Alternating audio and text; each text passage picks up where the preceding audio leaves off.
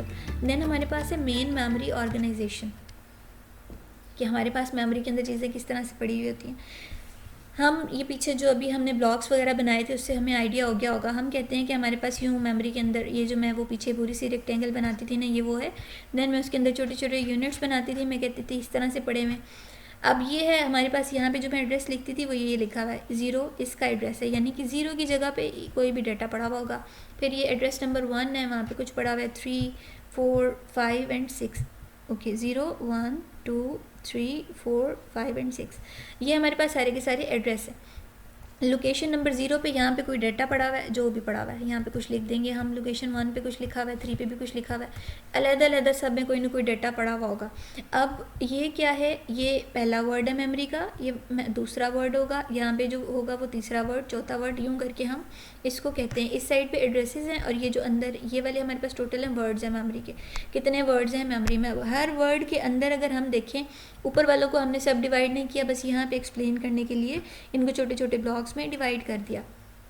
अब किस तरह से होता है, जो हमारे पास वर्ड के अंदर हमारे पास चीज़ स्टोर हुई हुई है ना, इसके अंदर जो ये मैंने ऐसे लाइन लगा दी कि ऐसे यूँ लाइन स्टोर नहीं हुई होगी, हमारे पास क्या है, छोटे छोटे टुकड़ों की फॉर्म में यहाँ पे मेमोरी के अंदर स्टोर हुई हुई है।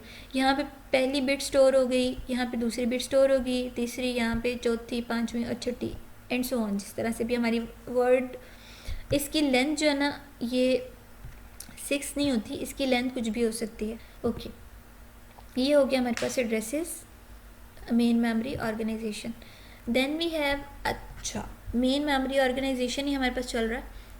हमारे पास एक होता है राइट ऑपरेशन, एक होता है रीड ऑपरेशन। ये जो चीज़ है ना, machines with small word length are slower and machines with large word length are faster. ठीक है, जिनके वर्ड लेंथ स्मॉल होंगे वो स्लो होंगी और जिनके लार्ज होंगी वो फास्ट होंगी। आगे हमारे पास जो वर्ड लेंथ के बारे में टॉपिक है, दो चीज़ें हम वहाँ पे पढ़ेंगे, fix word length and variable word length. वहाँ से हम पढ़ के देन मैं आपको बताती हूँ कि हमारे पास स्लो क्यों है और ये फास्ट क्यों है। एक हमारे पास होता है राइट ऑपरेशन, एक होता है रीड ऑपरेशन। ओके, कैसे हमें पता लगेगा कि ये राइट ऑपरेशन है, रीड ऑपरेशन है? मिसाल के तौर पे मेरे पास ये जो स्लाइड है सामने, अब ये जो स्लाइड है इस पर लिखा हुआ है जो कुछ भी, अगर मैं इसको रीड करूँ तो क्या मेरे पास इस स्लाइड पे कोई फ़र्क पड़ेगा? नहीं, मेरे पास इस स्लाइड पे कोई फ़र्क नहीं पड़ेगा, ये एज इट इज़ रहेगी अपनी फॉर्म में, मैंने जस्ट इसको रीड किया। ठीक है, तो अगर आप मेमोरी में किसी चीज़ को रीड करते हैं तो उस चीज़ पे कोई भी फ़र्क नहीं पड़ता। राइट टू, यहाँ पे रीड आएगा, read to memory location is non destructive to its previous contents. मतलब इस चीज़ को, ये पड़ी हुई थी, मैंने इसको रीड किया तो ये जो कॉन्टेंट्स पड़े हुए थे इन पर कोई भी फ़र्क नहीं पड़ा। Then we have write operation. Write operation to memory location is destructive to its previous contents. किस तरह से? ये मेरे पास पड़ी हुई थी चीज़ें, मेमोरी में कंटेंट पड़ा हुआ था ना, अब मैंने इसको राइट किया, ये यहाँ पे मशीन्स लिखा हुआ था, मैंने यहाँ पे ऊपर जी राइट कर दिया कुछ भी 1, 2, 3, तो क्या मैंने पहले वाले डाटा को डिस्ट्रॉय किया?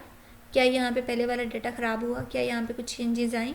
तो इस तरह से हमारे पास जो राइट ऑपरेशन है मेमोरी में, जब आप कोई चीज़ राइट करते हो तो इसका मतलब है पहले वाला जो कंटेंट है आपने इसको डिस्ट्रॉय किया। ठीक है, लेकिन जब आपने रीड किया तो आपने पहले वाले जो भी कंटेंट पड़ा हुआ था उस पर कोई भी फ़र्क नहीं पड़ा। तो ये हमारे पास राइट ऑपरेशन और रीड ऑपरेशन में ये फ़र्क है।